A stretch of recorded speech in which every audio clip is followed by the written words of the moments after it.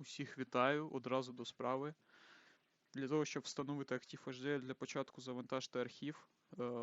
Посилання ви можете знайти в описі під цим відео на Google Диск і на Telegram. Архів розпаковуємо.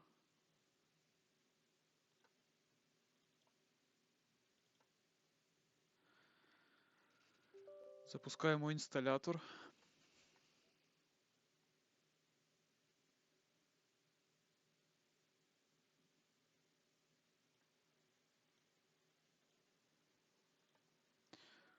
Назву компанії будь-яку вводимо. Раджу залишати папку встановлення за замовчуванням, бо у мене були проблеми при встановленні на інші диски несистемні. А папку з проєктами можемо куди хочемо вказувати.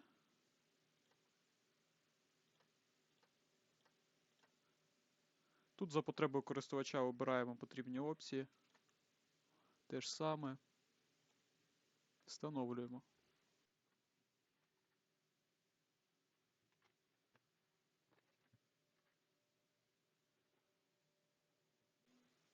Змінну оточення системи залишаємо. Готово. Тепер ми, власне, маємо перевірити, чи створилася ця змінна. ПКМ по мій комп'ютер, властивості, змінити настройки, додатково, змінні оточення. Має бути отака змінна. Якщо її немає, то створюємо її. Ім'я має бути великими літерами aldec license file через нижнє підкреслювання. І шлях маємо прописати коренева папка нашого застосунку, директорія dat і license.dat. Окей. Окей. Окей. Окей. Тепер заходимо в архіві в папку crack.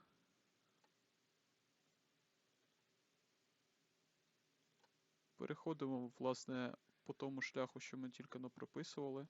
Директорія dat в кореневій папці програми.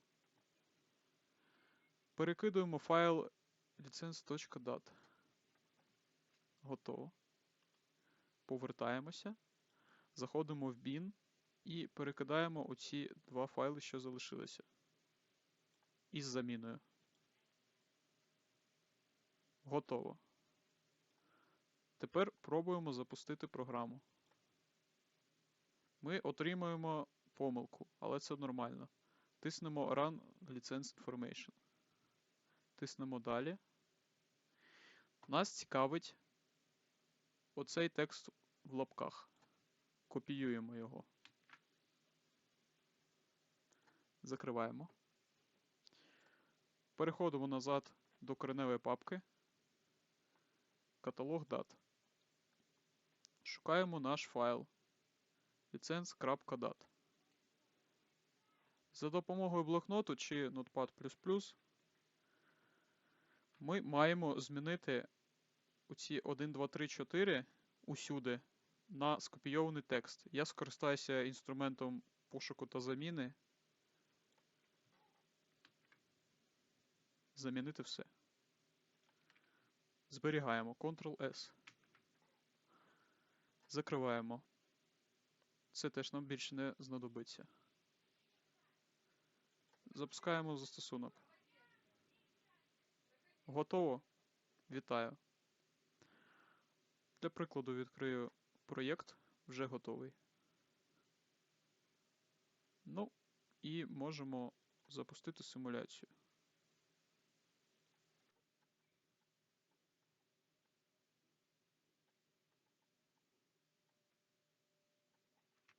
Так, встановимо W. Подивіться. Запускаємо.